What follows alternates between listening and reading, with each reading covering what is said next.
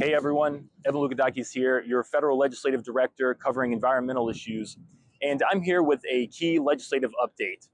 A couple weeks ago, the House of Representatives passed a Clean Water Act permitting reform bill aimed at easing regulatory burdens on project proponents.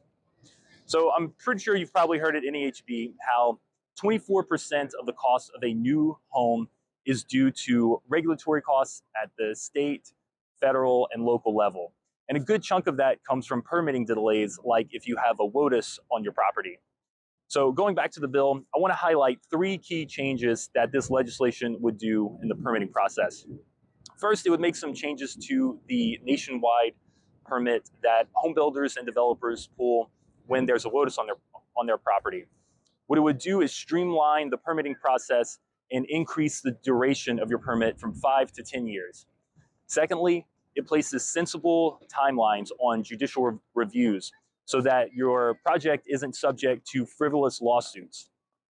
And lastly, it makes changes to the 402 NPDES permit.